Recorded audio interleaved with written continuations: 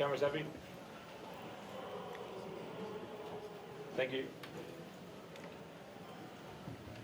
Joe, to start with, I mean, the place to work for 7 moments there. Can you speak about how valuable the way to 7 days and really gave I mean, I didn't think we were that bad last week. I know people reported it as such, but it was 3 tries each, and I felt we really clawed our way back into that game. In this one, I felt we had the game to really challenge them, and we demonstrated that when we built the lead. But they're a really good side, and the experience they have just allowed them to stay calm, and execute their game as well. So it was a heck of a test match, and we're absolutely gutted.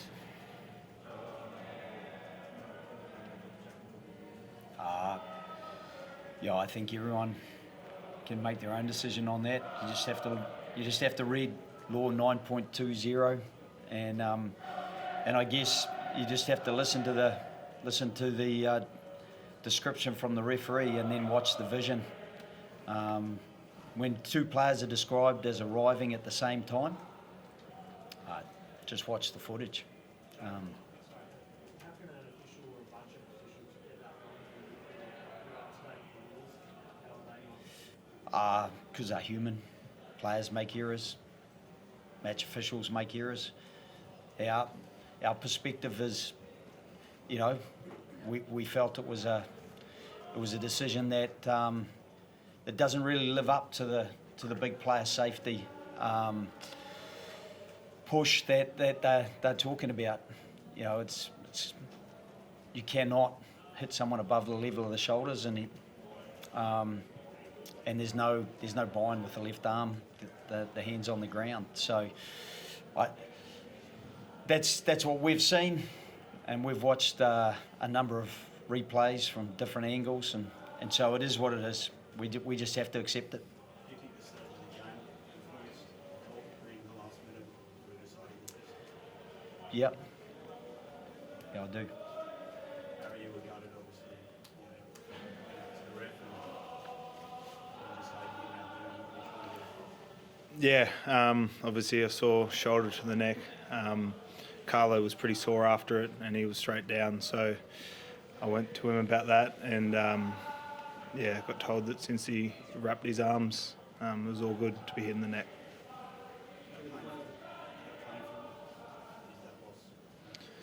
Yeah, it's so painful. I'm so proud of the team, how we bounced back and played some terrific footy tonight, and to not get the result, to not go into a series decider, really hurts everyone.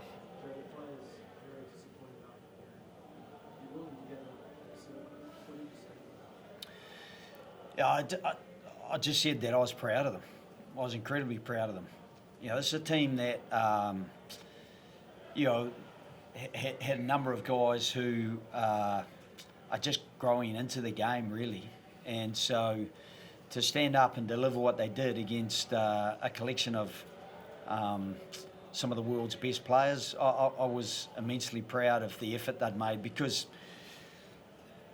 like Harry is here now, they were broken at the end of it. And I think one of the things that you've got to do is you've got to keep resolve, and you've got to keep going forward, and we can't and we won't wallow in self-pity because we didn't get the result. We've got to keep trying to build the way we play, the behaviours we demonstrate, and the understanding we're trying to build of the game and how we can best play it.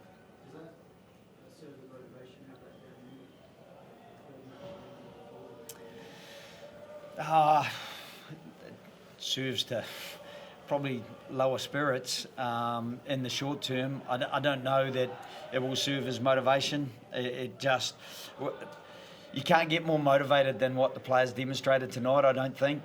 As I said, I'm immensely proud of the effort, and effort doesn't come without a high level of motivation. But I thought they demonstrated a high level of skill and physical commitment. Joe, the Dan Shan try as well, jumping through the air, but Warburg maybe suggests that could have gone your way as well.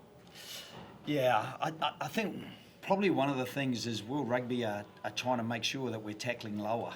And so, you know, we had 2 tacklers going in to tackle low, and he dived and scored.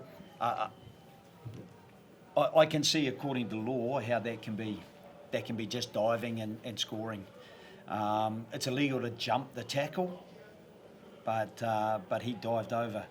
I guess what it now challenges World Rugby to do is, okay, if we get 2 guys going in to go low, and a guy dives over like that, he's pretty much head first.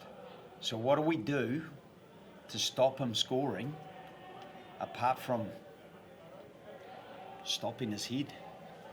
Because there's not much else you can do. And so, you know, I feel for the players because they get backed into a bit of a corner around head contact, and it's such a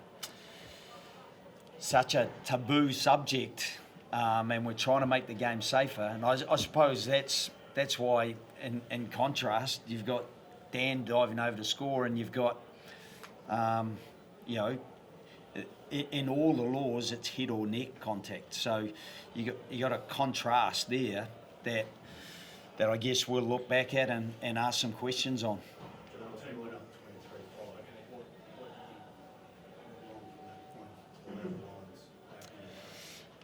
Well, what went right for them is their experience and their ability to play the game. I think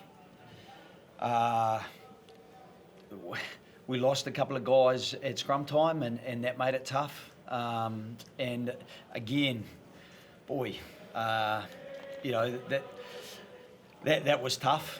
And I think it just gave them an access point. There was one scrum penalty where Finn, he kicked superbly to make it 5 metres out. You know, like that's the skill of an opponent that you've got to respect. So I felt we kept trying. I felt that we had a couple of half chances that we didn't quite nail. I think a counter attack where Tom Wright got through and Max Jorgensen grubbed the ball up the line. We maybe could have got more out of that by getting Jamison into touch or getting some more pressure on. But they got a good clearing kick. So, you know, we will look closely back at the game and lament a couple of opportunities and also try to learn from anything that we didn't make the most of. Not really.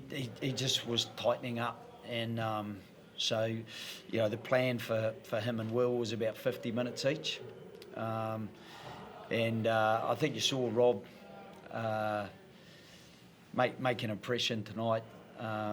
He's been a bit of a talisman for us. So again, losing Rob, losing a couple of front rowers, just probably destabilised us a little bit, but we had good people coming on, so we've got good confidence in the squad, and we'll have a look at how those guys sort of turn up tomorrow morning.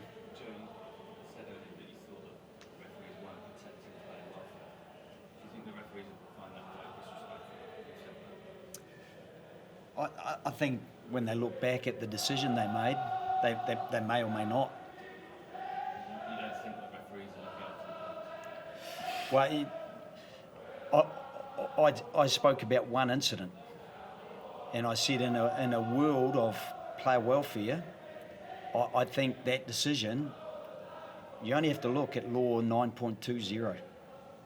That's what they're there to enforce. And a player who dives off his feet, is clearly beaten to the position over the ball, makes neck contact. It was a tough one to take.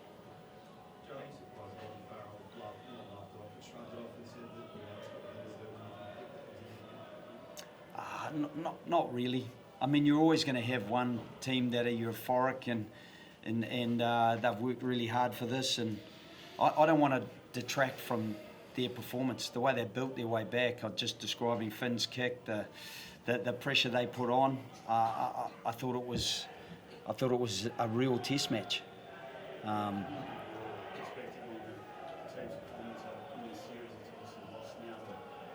Last year, people were saying that the series should never come to Australia with such a way. Did you guys feel disrespected? Oh, me. Disrespected over the journey? I guess so. Like some of the stuff we said last year, we definitely didn't appreciate, but that was on us to improve as a team and show our worth, which I think we did at the back end of last year. And then coming into this year, as obviously after the first test we had a fair share of critics again, but I think we showed again tonight what sort of team we can be, and just quite disappointed here.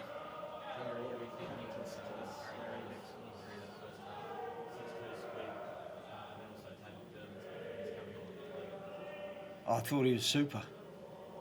Down the left-hand touch at one stage there, he shot past Jamison Gibson Park. Finn Russell and Mara Toje just managed to ankle tap him to put him on the ground. He's a super competent footy player, and we had a fair bit of confidence. And during the week, he knew he was covering wing and was ready for it. Obviously, you don't expect to lose a player so early, but we knew we would lose Rob Valentini and we wouldn't get a full game out of Will Skelton. So we wanted to try to hedge our bets and cover that. Having listened to this, obviously, it's been very painful, but the opportunity to win next week, 2-1 would seem like a little 3-0. Yeah, definitely. I sort of said before, out in the field, any opportunity to put on this gold jersey is really special for our group, and it's a test match at home, ANZ Stadium, so it's massive for us. We want to go out there, we want to get a win like we want to do every single test match, and obviously it's not a series decider, but it's a test match for Australia, so it's massive for us. Joe, I know you've come here to win a series, but if we go back to the Twickenham last year, and then to this performance tonight, does it feel like the side is progressing? Are you happy with that aspect? Yeah, I think they are progressing, and it's never linear. It always tends to ebb and flow, and our challenge is to try to be as consistent as we can, even within the game. When you build a lead of 23-5 and then that slips, that's hugely disappointing, particularly when it happens in the last play of the game. So we are trying to build consistency. We're trying to play a brand of rugby that entertains people, and at the same time a brand of rugby that we enjoy playing. So as I said, I'm really proud of the effort the players put in, and I'm really disappointed for them. And that's probably, that probably puts in context the comments that have been made in terms of our disappointment at the end of the game. Last one with Mel, please. Joe, obviously Harry looks like we'll be out next week. Do you forecast making some more changes, I guess, like just because the guys obviously take a hit emotionally? Do you feel like you might make more changes?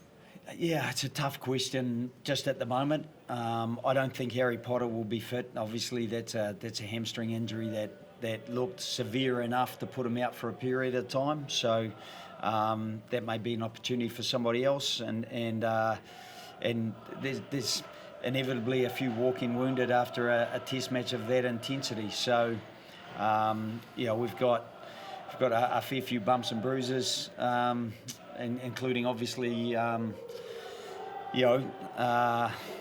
some fallout from the last action of the game, and we'll get we'll get players checked out and we'll see how they come through. Thanks all. Appreciate it. Thank you.